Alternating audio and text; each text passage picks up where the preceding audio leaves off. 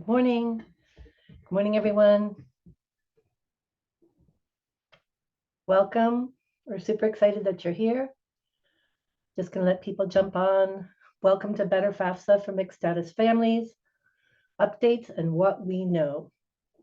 We're really glad that you're here with us today. It's going to be an amazing time to just talk about this, the status of the Better FAFSA for mixed status families. And we're really excited that this webinar is taking place with the National College Attainment Network, President's Alliance on Higher Education and Immigration, ImSchools, as well as Immigrants Rising. Thank you so much to all of you for jumping in. We're really glad that you're here.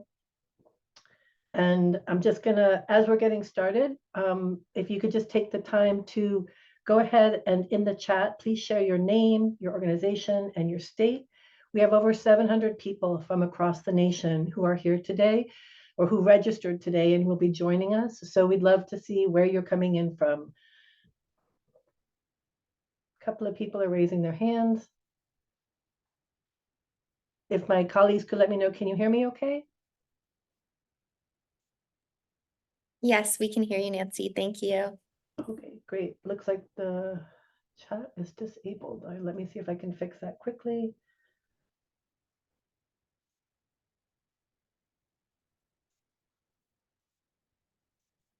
Okay, hopefully that should allow the chat to be working. Sorry about that. Seeing people in where you're coming in. New York City is in the house. So we have others here. Hoping that you can go into the chat now and just let us know that you're here. If not, you can put it into the Q&A.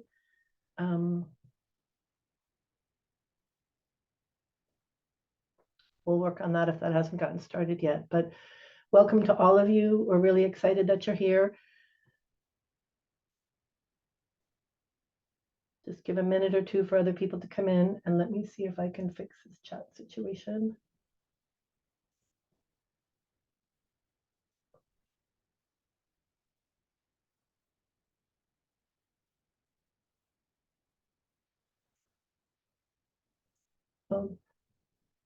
Thank you so much. While you're putting it in the Q&A, I can't fix that right this second, but I'm seeing people coming from Missouri, from Modesto, from Alabama. Thank you so much to all of you as you come through. We'll try to get that fixed.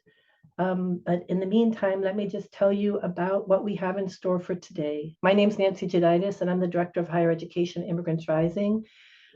This is such an important issue. We know that many of you have been thinking about this for so long, so we're glad to be here today to try to talk about that. And we really just want to uplift and raise gratitude for each and every one of you for all the work that you're doing every day in terms of trying to support individuals, be able to access college, be able to apply for financial aid and receive all the financial aid that they have eligibility for. And we're all kind of in this together as we're moving through with the new FAFSA. I keep calling it the new FAFSA. We'll see about the Better FAFSA, but really wanting to honor the work that you do and honor the work of each of the organizations that are here today supporting these efforts. In terms of what we'll be covering today, I'm excited to share the agenda with you. We will be having welcome introductions and just setting some context. I'm talking about the new FAFSA and the status of the new FAFSA as it is right now. Talking also about really the meat and potatoes or the tofu of today is really talking about getting an FSA ID without a social security number. We also want to elevate the protection that's available by law for FAFSA and the financial aid electronic data that's there, as well as here's some tips for advising students. And we are definitely going to leave a lot of time at the end for questions, because we're sure a lot of you also have questions as you're going. In terms of today's presenters, again, my name is Nancy Giditis. I'm the Director of Higher Education, Immigrants Rising. Super excited to be able to be here today with Morley Keller, Senior Director of Strategic Programming at the National College Attainment Network, or NCAN as they're often known.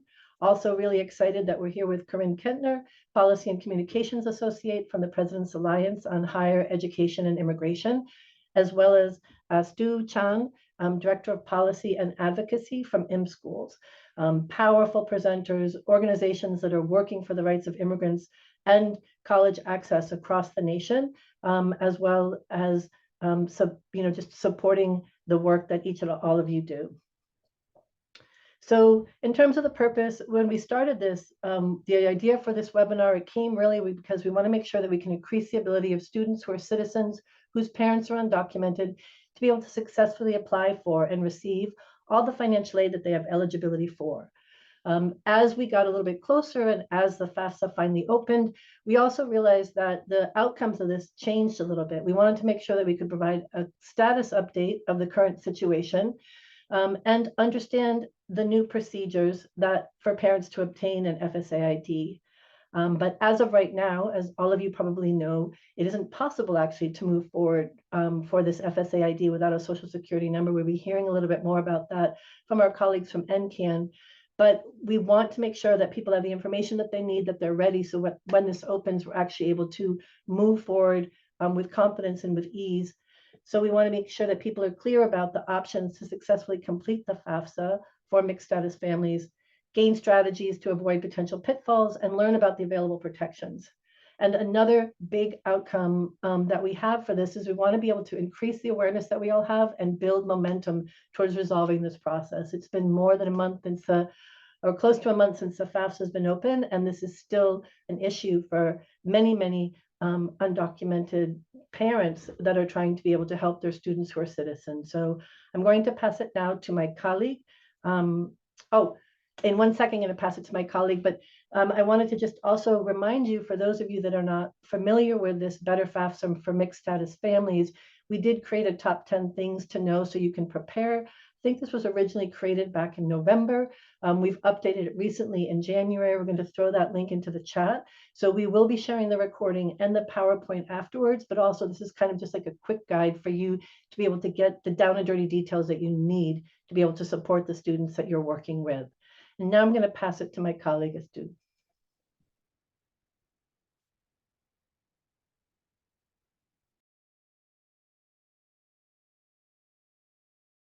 I think you're muted.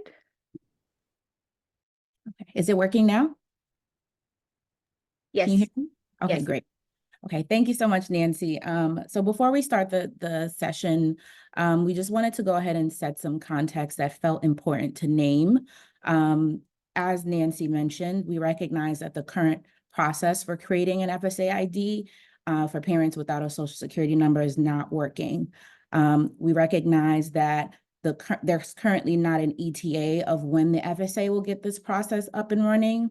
And we know that the concerns and the heightened anxiety and strain that mixed status families are currently experiencing due to nearly a month of being in this limbo is real and valid. Our intent for this session and this webinar is to share information that we have available right now on how the process should work once it's up and running. All of our organizations are currently exploring and pursuing pathways to resolve this issue as soon as possible. And so we wanted to name that we're doing this, but also working on solutions as well. All right, next slide. Okay.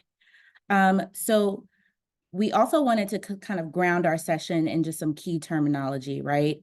So you'll see the term mixed status families, and for many of you, you all know what that is, but for those who it's new to, right? When we say mixed status families, what we mean are families where one or more members is undocumented, right? One or more members lack status. And so we wanted to kind of ground our session in these three statistics about mixed status families in the US. So currently, 81% of all children of undocumented immigrants are US born, right? Hence the mixed status family. So for example, a student might be a citizen, but maybe one or both of their parents or siblings might be undocumented. Also, around nearly 1 million students, we're estimating, have undocumented parents and are between the age of 17 and 21 who are applying for FAFSA this year. So that statistic really highlights just the scope of mixed status families in our country, right? And how many people and families this issue impacts.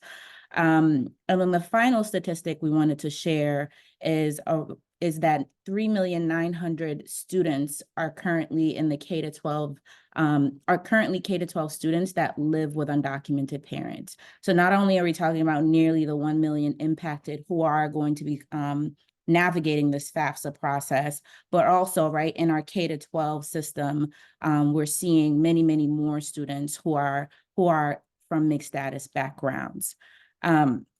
And so that's kind of like what we wanted to ground our session in. And then I'll turn it over to Morley to tell us more about the new FAFSA.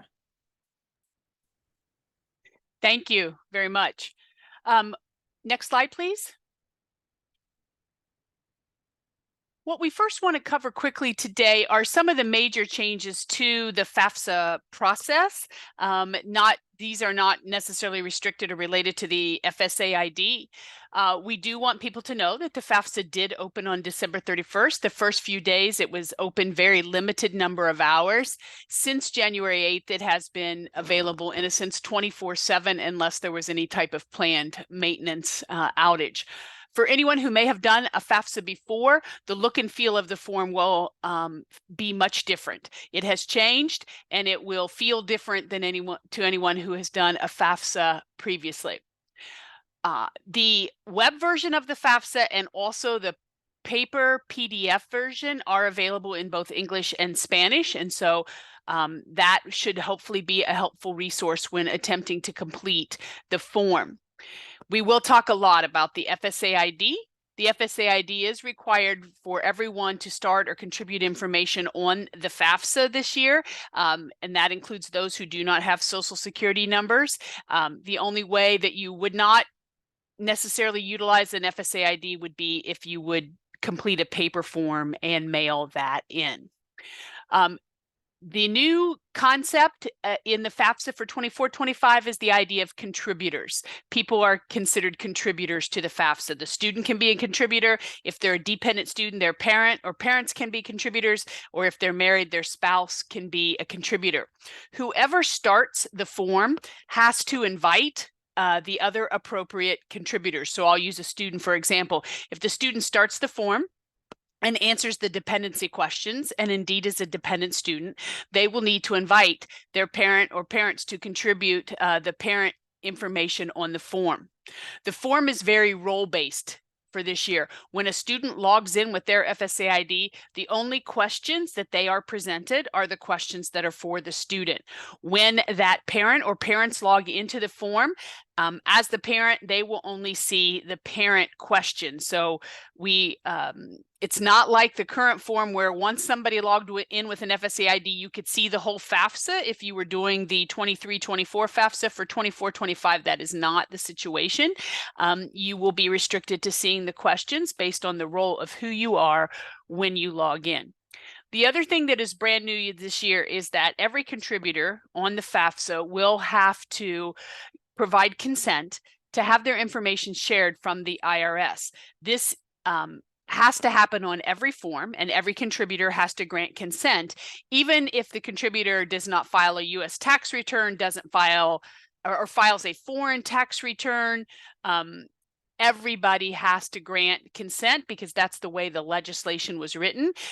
Probably if you didn't file or you file in another country, etc., the IRS will bring over a confirmation code that you do not have a tax return on file. When it comes to taxes, the ITIN is a piece of information that is requested on the FAFSA form, but it is not something that is used in the FSA ID and should not be used in lieu of a Social Security number when attempting to set up an FSA ID. Next slide. Okay, so the FAFSA has opened, and I think lots of people have heard that there's been somewhat of a rocky start. Whenever you bring up a brand new system, there are always going to be glitches. And so Federal Student Aid has released a list of known issues with the FAFSA, and they are working to resolve them. They've resolved a few, but they haven't resolved them all. And this link would take you to their known list.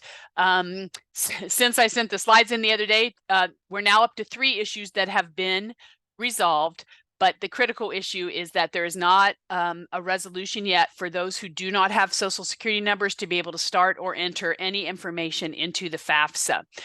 We recommend that people monitor this site to look for announcements of resolutions of the known issues. The issues on this page, however, I will say this, are generally restricted to the FAFSA and not necessarily issues with the FSA ID, and we're going to talk about some of those. So next, please. All right, let's talk about this FSA ID that we have to have everyone get set up. Next slide. Let's talk quickly about who needs an FSA ID. Obviously, all the students who are going to complete a FAFSA need to set up their FSA ID. So that's 100% requirement. For married students, their spouse may need an FSA ID. It will depend on how they filed their 2022 tax return. If the student was married and filed joint taxes with their spouse for 2022, the spouse won't necessarily need an FSA ID. The student can grant consent to bring that joint tax return over. If they were not married at that point, or they did married filing separately, then the spouse will need an FSA ID and will have to log in and contribute their own information to the student's FAFSA. For our dependent students, again, it depends on the marital status and the tax filing status of their parents. If their parents are married and their parents filed a joint return, one of those parents absolutely has to have an FSA ID to be able to log in and grant permission to bring the tax return over. If those parents did not file, if those parents did married filing separately, if those parents are not married but living together, then each of those adults are going to need an FSA ID, and each one will need to log in and contribute their information to the FAFSA. Next, please. Now, we've got some FSA ID issues that are sort of known. Some are official, some are sort of unofficial.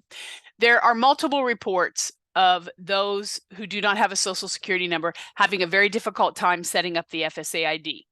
We do know that some folks have gotten through, and some folks have, without Social Security numbers, have successfully set up the FSA ID. But we are hearing, I think in general, the majority of folks are having an issue. Many of them can get through the first few screens, and then the system stops out and does not let them progress on through the system. The way that the FSA ID is going to work is that for those without a Social Security number, after you enter your basic demographic information and you check the box that you don't have a Social Security number, TransUnion is supposed to pose some questions to you, and if you pass the TransUnion questions, and we'll have some examples of those in a minute, then you're going to get a message that your FSA ID was verified immediately and you're ready to go. If, however, when TransUnion looks at that demographic information that you entered, and they don't seem to have any information in their system for you, you will be sent directly to the manual verification process that we're going to describe here shortly. When a student is inviting a parent to be a contributor to the FAFSA, when they don't have a Social Security number, they have to enter their mailing address for a match. So we need to make sure that as parents set up their FSA IDs and enter their mailing address, that the student has the exact same mailing address that they use when they invite that parent to come in and be a contributor on their form. We have heard, I don't think it's a shock to anyone, there are long waits at the call center. The system has, unfortunately, sort of has a max capacity, and it's been hanging up on people. But we have heard a lot of reports of when people are getting through to a person that that has, several questions or questions about the process for setting up this FSA ID for those without Social Security numbers. They're getting a lot of response that the person who has answered the phone does not know exactly how to help them. And I think that's because some of these glitches have to be fixed by federal student aid. We're hopeful that those resolutions are going to come soon. One of the processes, if you have to go through the manual verification of identity, is you'll have to complete an attestation form that's available up on the Federal Student Aid website. Currently, it's only available in English. Federal Student Aid has let us know that the Spanish version of that will be up and posted on their website by February 5th. We want to make sure everybody has the correct email address where any of these identity documents need to be emailed if you have to do the manual process. There was originally a different email address put out, so this is the final and current email address that if families are having to mail in identity documents in their attestation form, this is the email address where those should be sent. Next. All right. The good news is for many of our students who are eligible for federal student aid, the FSA ID process has not changed much at all for folks with the Social Security numbers. One difference is that an email address is absolutely required. In the past, you could have put in a phone number or an email address. You certainly can still put a phone number in, but an email address is required for everybody setting up their FSA ID. Once they set it up, it'll take approximately 3 days or so to have their Social Security number verified with the Social Security Administration, and they will get a notice back that their FSA ID has been verified, and they then should progress through and start the FAFSA and get everything completed. So the process for our students who do have their Social Security numbers, they should be able to quickly set up their FSA IDs and be ready to complete the FAFSA. Next, please. Just going to show you a few screenshots. This is the first page when you go to set up your federal student aid account.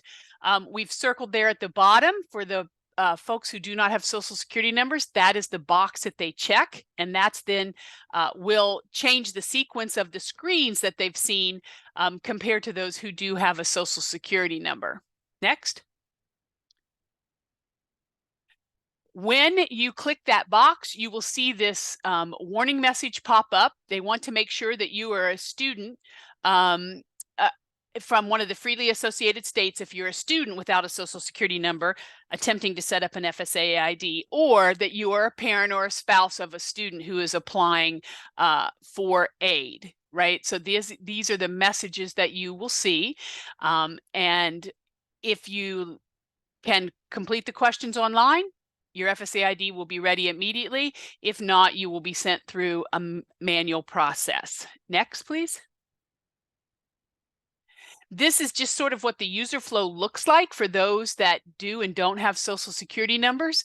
If you don't have one, as you will drop down and you'll see that you'll be asked knowledge-based questions. And if you pass those, your user identity will be verified. If you do not pass the knowledge-based questions, then the manual ID proofing process will kick in. Next, please. This is just a quick sample of some of the type of questions. A person will be presented anywhere from 1 to 4 questions. They will certainly be random and appropriate for that person. So they may be things about a previous address or a phone number or an employer. And people will only have one shot to answer the questions correctly. If they answer any of the questions incorrectly, that will drive them to the manual process. They will not get a chance to choose an alternative answer for these knowledge-based questions. Next, please. Once, if you answer the knowledge-based questions correctly, you'll see on the left there, your account was successfully created, and it gives you all the appropriate information. If you were not successful, you will get the message on the right that your account was created, but you need to contact us. And the process will be spelled out here. If you have to do the manual process, you must call the FSA Information Center, because they are going to assign a case number that will need to be used on the attestation form and things moving first. And they will then send you a follow-up email with all the detailed process of what you need to do the manual identity verification process. Next. All right, so the manual identity process, we have a sort of a sample here of the attestation form. As I indicated, you're going to call the FSA Information Center. They're going to open up an identity verification case. They're going to assign a case number along with submitting the attestation form to that email address below, the person will be required to attach some type of identity. If they have a driver's license, a state or city ID, or a foreign passport, all which must be current and not expired, they only need to attach one document to the attestation form and submit that. If they do not have the driver's license, the state ID, or the foreign passport, then they're going to need to attach a utility bill with their name on it and either a municipal, a community, or a consular ID. So they will have to submit 2 pieces of additional documentation with the attestation form to the email address listed there. Once they receive it, Federal Student Aid has indicated that it should take 1 to 3 days to get an email confirmation back about your identity being verified. Next. We have some resources here for you. NCAN has posted a lot of FAFSA information on our website. We have training webinars if you need more detail. We have a recorded webinar up about how to complete a FAFSA. One of our members and partners, You Aspire, has a tremendous amount of resources that can be used with students and families, and they produce several of their resources in multiple languages. So we encourage you to use that website and see if you see any resources there that could be helpful for you. And of course, we have the link for where you go to set up your FSA ID. Next. Federal Student Aid also has some resources. They have a whole website devoted to the FAFSA simplification. There is a FAFSA prototype out there. That is sort of a sample FAFSA that people can go in and enter some information and get the feel of what it's like to complete a FAFSA. That is not an actual FAFSA, so we want to be very clear there. Federal Student Aid posts most of their resources that we feel like counselors and college access advisors, et cetera, would use. Those are all posted in the financial aid toolkit, and those are, you can sort by category. So if you're looking for things about the FSA ID or the actual FAFSA, you can choose. Federal Student Aid post their paper FAFSAs in English and Spanish in their library, along with the attestation form is there, and the Spanish one will be there soon. So those are some resources available for you. And I will turn it back over.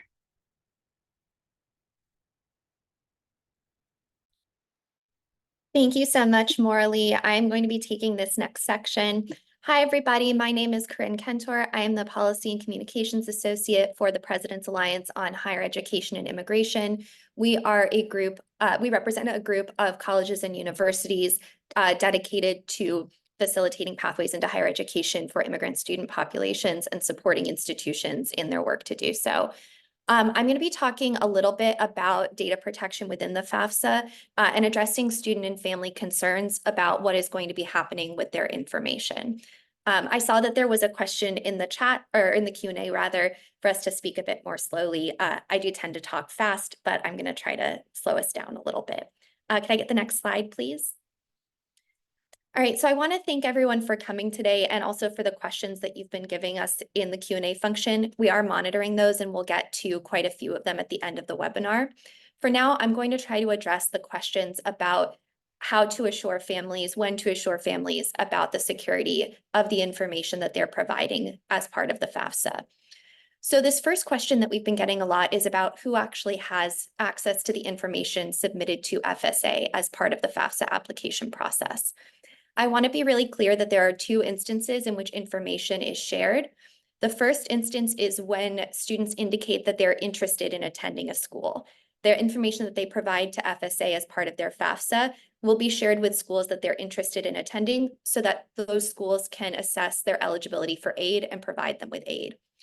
The second instance is in terms of sharing with government agencies that are responsible for ensuring that the information is accurate and determining if the student is eligible for aid.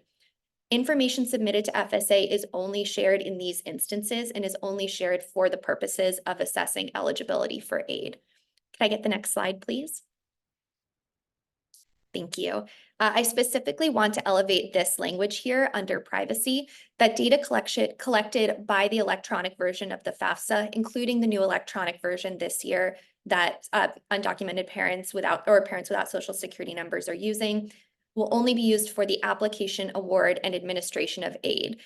So again, we want to be really clear that information provided through the FAFSA is protected under the language that you see here, and that it will only be shared for the purposes of aid. Next slide, please. So how does FSA protect information if it is being shared with institutions and with other agencies? FAFSA data is protected by encryption, so if it does go to another institution, it should be protected as it makes its way there. In terms of how long this information is stored, we do know that schools that receive information from FSA relating to a student's aid eligibility are required to retain records of this eligibility for 3 years. We don't have confirmed information on how long the information that's being used through the TransUnion process will be kept. If we do get confirmation on that, we will forward that information along to all of the attendees today, but we don't want to provide information that hasn't been confirmed yet. Next slide, please. Okay, so we're not going to show this video today, but it will be included in the slide deck that's going to be shared after the webinar. And I also just wanted to vocalize that this is a very tense moment for a lot of families. Students and their caregivers and their relatives might be concerned about the security of the information that they're sharing, particularly if they are in vulnerable immigration statuses. This is an excellent video that Immigrants Rising produced in terms of dealing with fear that I would highly recommend you watch after the webinar. But we'll be talking in a little bit, my colleague Astu will be covering kind of how to approach some of these conversations with students and their families about making the decision to disclose information. These can be very sensitive conversations, and it might not always be clear at the outset why students and families might be hesitant to provide information as part of the FAFSA. We do want to emphasize the protections that are currently in place, while also recognizing that families are contending with a lot of differing pressures and may not be immediately comfortable with disclosing the information that's asked of them. I also do want to make a distinction between the information provided through the TransUnion identification process and the information provided on the FAFSA. So the TransUnion identity process is part of the FSA ID setup, as Maura Lee was describing, and this is to kind of confirm who is filling out that part of the FAFSA. And this is different from the information that's actually provided through the application form. The FAFSA itself does not directly ask for a parent's immigration status, so that is one thing also to reassure students and families, is that they won't be asked to attest to whether or not a parent has citizenship as they're filling out the FAFSA. Feel free to put follow-up questions into the Q&A function, and we'll try to get to some of those throughout the webinar. But I will turn it back over now. Thank you.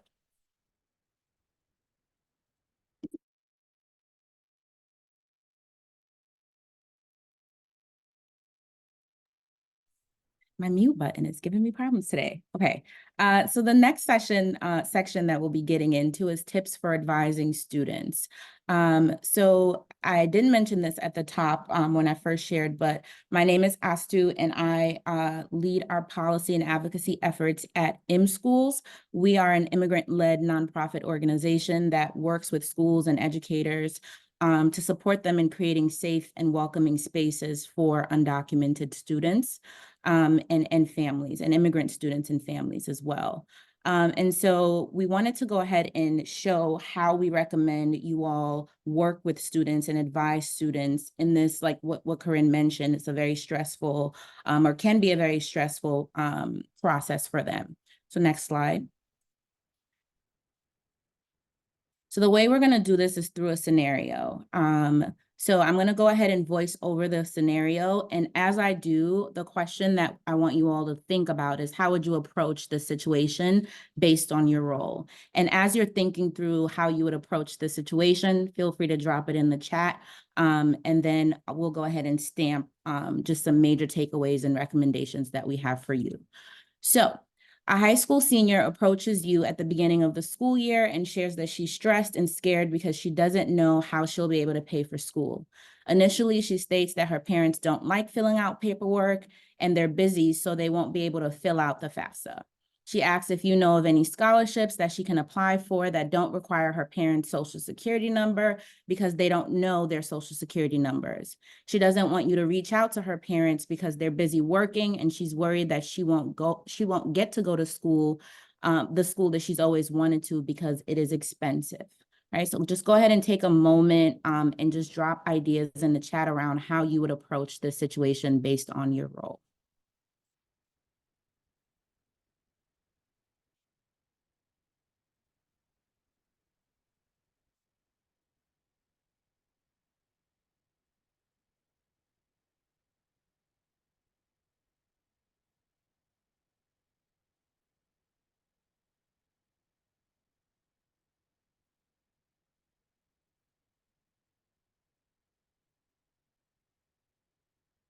I'm going to take just one quick minute to do this. I know that we want to make time at the end of the session for Q&As.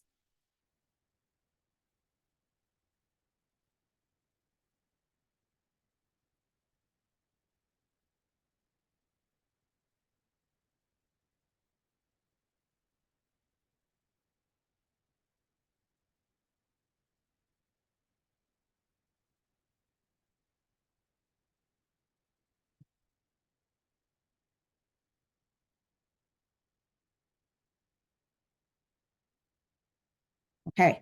All right. So for the sake of time, I'm just going to highlight the two ideas that I saw in the chat. I think it was Janelle who shared her experience of having helped students in the past with various immigration statuses apply for financial aid. Another person, I think Anshu, said walk them through the process and assure them that they're safeguarding their personal information. So all great ideas and all things that we're going to stamp in the upcoming slide. Next slide. So here are the points that we think are important to make sure to hit. Before I share the points, you'll notice that the student didn't outright disclose that they are undocumented or that their parent is undocumented, right? And so at M Schools, what we recommend always with educators is to never ask the student outright, are you undocumented? Are your parents undocumented, right? You want to create the conditions for a student to come out to you and to feel like you're a safe space, but you never want to outright ask the student about such sensitive information if they're not offering it. And we'll share resources around how to kind of give cues for students that you are a trusted person that they can disclose to.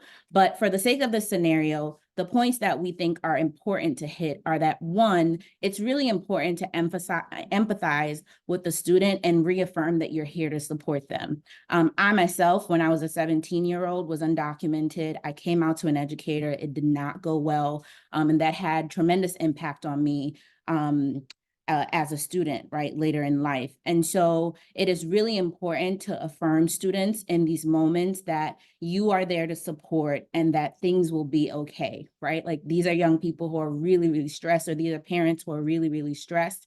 And one of the first things you can do is to assure them that they're not alone in the process. The second thing to do is to talk them through what parental information is needed to fill out the FAFSA. So you'll see this young person and maybe we suspect that they're saying their parents don't have time or their parents don't know their social security numbers, right? These are kind of usually hints that young people will use or things that they'll say to hide the fact that parents might be undocumented. But you do want to be transparent and naming for that young person the information, the parental information that will be needed to fill out the FAFSA so that they are armed with that information and then can figure out what they need to do to get that back to you as you support them. The third thing that is important for you to do is to walk students through the process. So I think Anshu had mentioned that, right? Walk students through what the FAFSA process will look like for both a parent with a social security number and a parent without a social security number.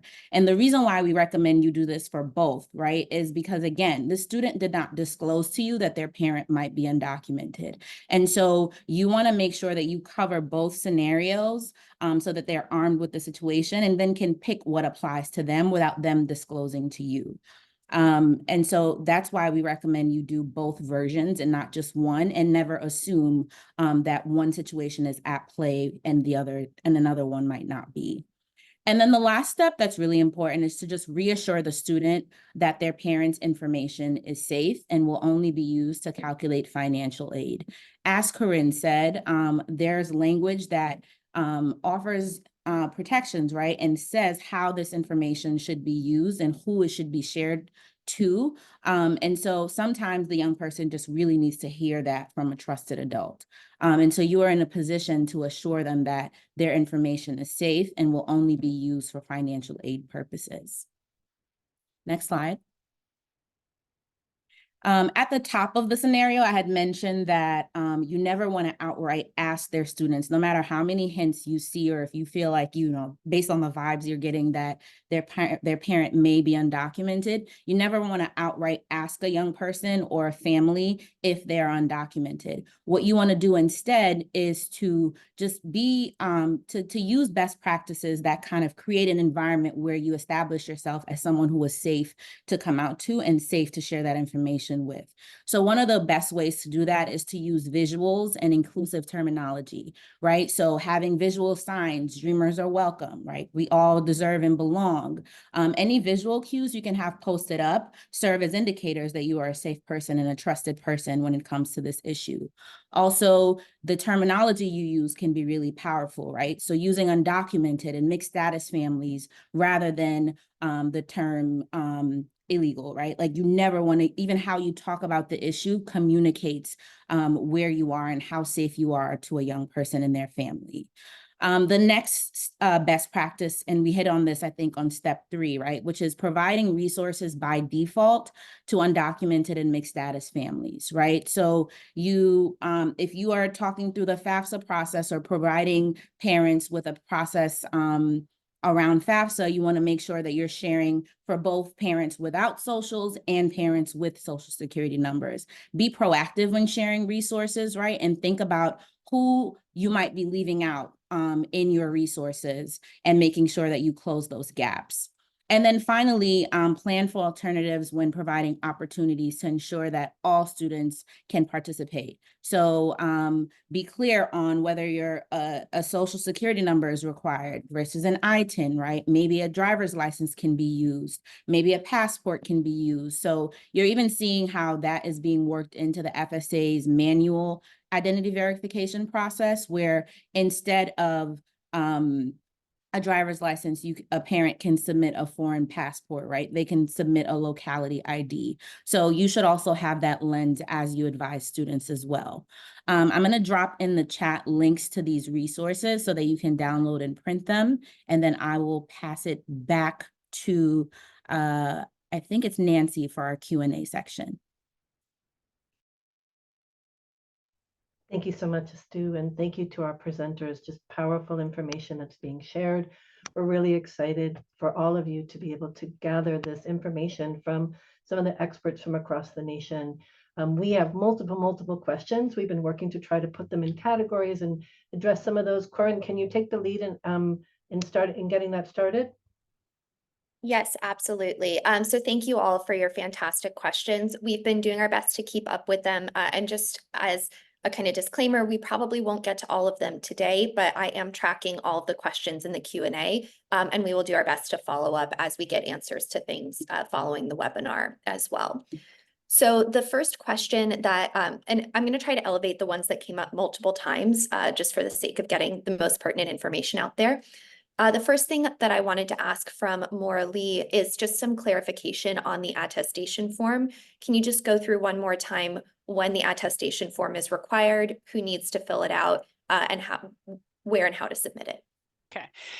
For those that do not pass the online questions from TransUnion when setting up their FSA ID, they will be directed towards the manual identity verification process. That is when you will need to call the FSA Information Center, and then they will send you a follow-up email with the detailed instructions. Those instructions will include completing the attestation form. It will also include attaching 1 or 2 pieces of additional identity verification with the attestation form when you submit it to the email address we had on the slides, the ID verification email address for federal student aid. So only those who do not make it through the online process will have to complete the attestation form and the additional documents to be submitted. Thank you. And then just elevating what's in the chat as well. There's been some discussion on the best way to kind of get access to a case number and things like that. Folks have been recommending utilizing email due to the high call volume. Maura Lee, is that something you would also recommend? You cannot. You cannot. You have to call and speak to an FSA center person to be assigned your case number. Is the instructions we have been given. There's not another way to obtain a case number. And on that same point, someone was just asking about the FSA ID. Can you, as a contributor, can you ask your parent to be a contributor before they get their FSA ID set up? They can't, you can invite them ahead of time if they don't have their FSA ID, but we would strongly recommend that they set up their FSA ID and make sure that it's verified before they enter the FAFSA. Currently, the FAFSA has a major glitch that no one who is missing a social security number can start or contribute to a FAFSA. So FAFSA forms are at a stall right now for anyone who does not have a social security number. And that's part of why we really wanted this information to get out to everyone today, right? Not just so that you know that, but how can we think about the ways in which we can activate the networks that we have to try to be able to get a resolution to this more quickly. Yes, absolutely. Thank you both so much. I'm just going to kind of keep paging through the document and see how many of these questions we can get to. Another question that came up quite a lot was about the paper option and whether that is something that should be recommended to families given the trouble with the online system. So the two questions are, should students and families be advised to utilize the paper system given the stall in the online system? And if so, is identity verification still required? I'm going to use the famous financial aid answer of it depends about the paper form. If a student has a very pressing FAFSA deadline date, that they have to have the form received by a date that is coming very, very soon. When you submit a paper FAFSA, the receive date will be the date it is received at FSA, regardless of when it's processed. So if you're attempting to meet a deadline date that's coming very soon, the paper option may be the fastest option to get your FAFSA in, because federal student aid has not given us a timeline for how soon they're going to have some of these glitches fixed. If you have no pressure for a deadline, let's say, for example, you may be planning on attending a community college that doesn't have a FAFSA priority deadline date, and you have some time before you need to get your FAFSA filed, perhaps waiting out the fixes could be an option. But those who have deadlines and need to have something in, let's say, for example, by January 31st, may need to make sure a paper FAFSA goes in so it has a receive date prior to that. Even if you do submit a paper FAFSA, identity verification will happen. TransUnion will take a look at the information that comes in on the FAFSA and see if they can verify your identity that way. We have not seen samples of the communication yet because federal student aid has not and has indicated they're not going to process any paper FAFSAs until February.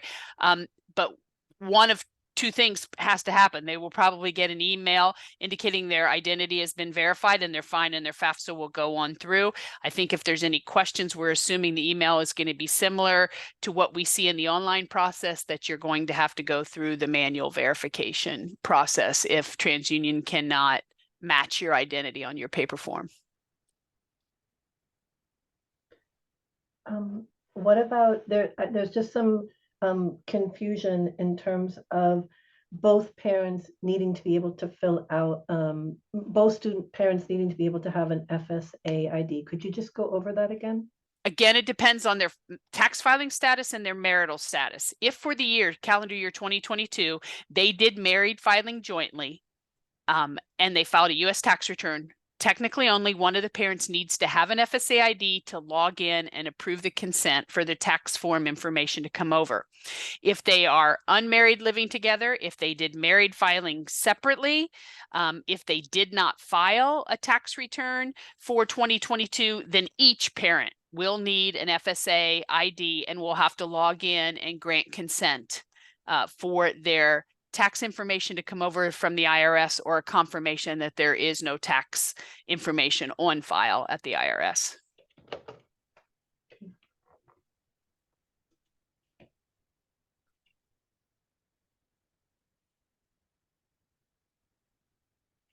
Someone's asking about using the ID verification email to ask for case numbers. If I understood you correctly, you're calling to get your attestation, you're calling to get your the number and then emailing after that with that number in the email, right?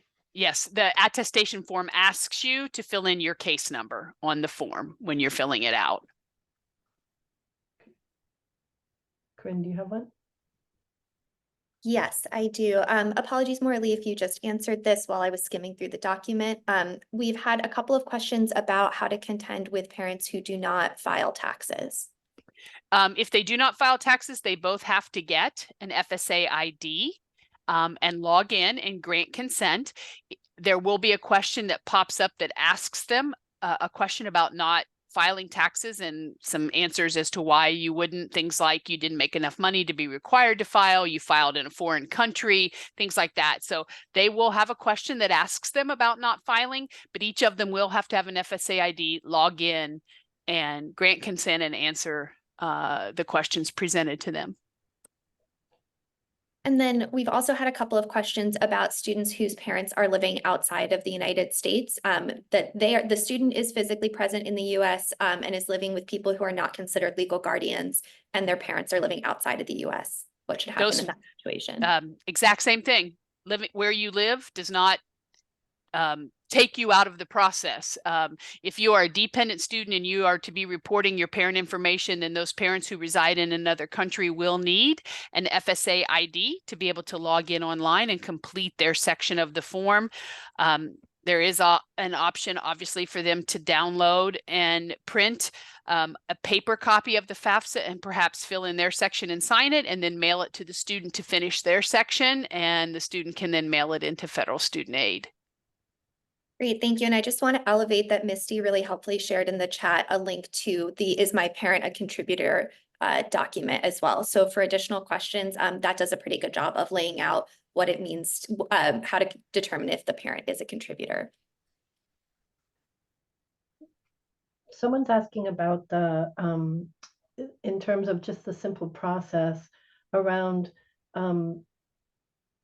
whether they actually, that 3-day waiting period. Like, my understanding is the 3-day waiting period is really for those who were filling out and doing the cross-check with the Social Security Administration and DHS, if you have a Social Security number.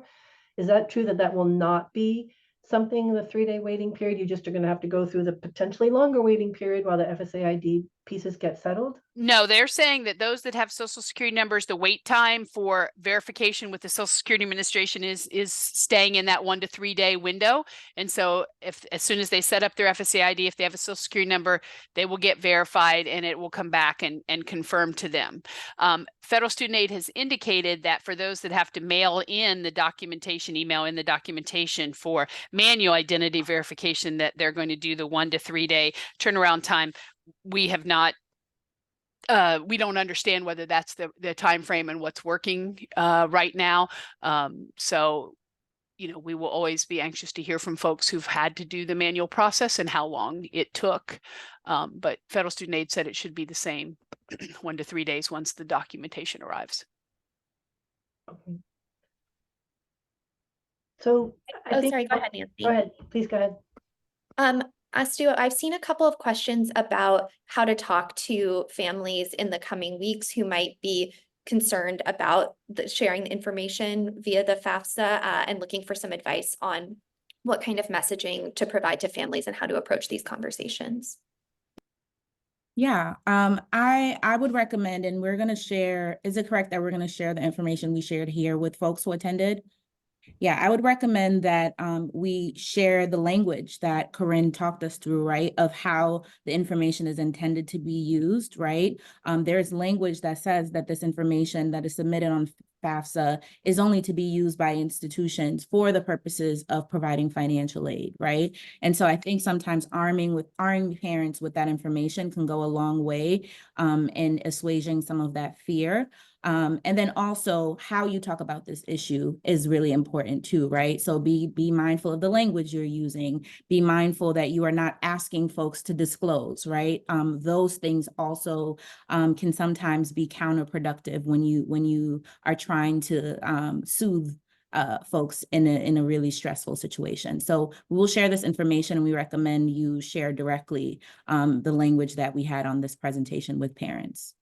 And I think it's also important to note that I spoke with a lawyer from the National Immigration Law Center, and that they were not aware of any times in which this information from FAFSA has been used for those kinds of, shared with devious or shared with the governmental agencies that we do not want it shared with. We cannot say like it will never be shared, right? But there are protections in place, there are laws in place. And when I talk to students, I always try to talk to them sort of like this cost benefit analysis, never trying to tell them, oh, you can do it, it's no problem. But really, these are the assurances that we've had. We've talked to many students who've been able to go through this process successfully. You know, I'm here with you every step of the way. And if you have more questions, you know, or your parents have questions, how can we address some of that together? Thank you both. I've been looking through the Q&A in the chat, and I just want to make sure, because I see this question come up a lot, that we're super clear in terms of what we know about the current state of what is and is not working. I know that we've been using this language about things not working currently. So the question has been, is the thing that's not working the creation of the FSA ID? Is the thing that's not working filling out the FAFSA? What do we know about kind of what's not currently working? Just so we're super clear about that. As of today, in 100% of the cases, the FAFSA form is not working for people who do not have Social Security numbers. They cannot start the form. They cannot come in as a contributor and enter any information on the form. So that at this point today, the FAFSA is not working for 100% of people who do not have a Social Security number.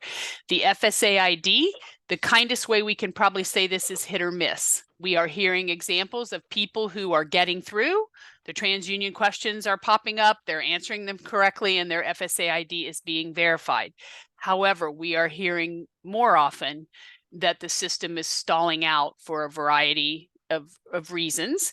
And a lot of times, you know, as I indicated, if TransUnion has no information on the person from the first few demographic screens that they filled in, they'll get sent straight to the manual identification process, right? And that's sort of, unfortunately, where we're hearing a lot of the frustration, because the call center volume is so high and people are waiting forever and getting hung up on by the system and not getting the appropriate kind. So I think the best we can say about the FSA ID right now is it is hit or miss.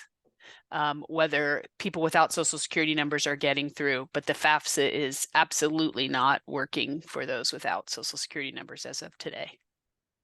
Thank you for that clarification, Morley. I think that's just really important. And we do have the information. While it is hit or miss, we are encouraging individuals to move forward with the process to try to be able to get the FSA ID. And as we were saying before, how can we contact our representatives? How can we advocate with the spaces that we have to try to be able to see how the Department of Education can get this resolved quickly, remembering those statistics that Stu shared in the beginning. We're talking about 1 million individuals who are college age. This is not a small number, and this has been a known issue for a long time. So, you know, we definitely want you to be able to move forward, both with information and with advocacy. Yeah, and echoing what Nancy said, there are a couple of things I want to elevate. One is the importance of knowing that this is an issue that is going on for a lot of people. So something that can sometimes happen for students and families is this feeling like they are the ones making the mistake, that it is, you know, on them, and this is an individual error or issue. So one of the important messages here is also that they are not alone, that this is not something that they are doing wrong, and that this is something that there is awareness about and energy toward resolving, that their teachers, their educators, their advocates, community members, and fellow families are all behind them and with them in trying to make this, to get this problem resolved, because this is a very critical issue. So that is one thing that I really wanted to elevate. And the second is that we know that we took you through in our webinar also to say that some things are not resolved and that that is incredibly frustrating. This is a starting point. It is not an ending point. And we are collecting all of your questions and the issues that you're facing as well to try to aid in this next step in advocacy and trying to get these issues addressed as quickly as possible. So I just wanted to make sure to name that out loud. Stu, I think I saw you unmute yourself as well. Yeah, thank you, Corinne. And one thing I'd just add is that as we are kind of navigating the situation, I just want to remind folks that you all are really powerful as well, right? You are your students' biggest advocates. And so whether that means you are telling them it's going to be okay, that they're not the only ones experiencing this issue, but also whether that means if they're waiting for a college who has a priority deadline and that one is fast approaching and they're running out of time, call the college and let them know about this issue. Ask them what they're able to do, what flexibility that they might be able to offer, given that this is not an isolated incident. All of those things and all those pieces are also a part of the solution, right? And so you should also be seeing yourselves as advocates for these young people and their families as well. Yes. Well, we have 1 minute left. I just really want to thank all of you for being here today. I definitely want to give a huge shout out to Maura Lee with all of her fantastic and up-to-date knowledge about what's going on with NCAN, Corinne for all of the great knowledge that you brought together in terms of protection and just kind of helping answer some of these different questions. Stu, your input was so invaluable just in terms of setting some of the context and also really giving tips for advising. This is what we can do right now. We can work together. And I did want to just share in the very last bit our contact information, and also just reminding all of you, as it was already said, that we are moving forward together. We're building collective solutions, and that really every single one of us has a part to play. And we are the ones that we've been waiting for, right? Even if we didn't mean to that to be. So here's our contact information. Shout out to all of the individuals who participated today. We're so grateful. Thank you to all of you on the ground. We will be monitoring the situation really closely. There was a question in the chat about well, how do we keep up to date with this? I would say going back to that known issues area would be a really important place. We cannot be pummeling Maura Lee to figure out what these pieces are. We need to be able to be looking at the resources that are available, and we have your contact information. So as we get more information, we'll be sharing that with all of you. So many thanks to all of you. Many thanks to our presenters, and I hope that all of you have a fabulous day.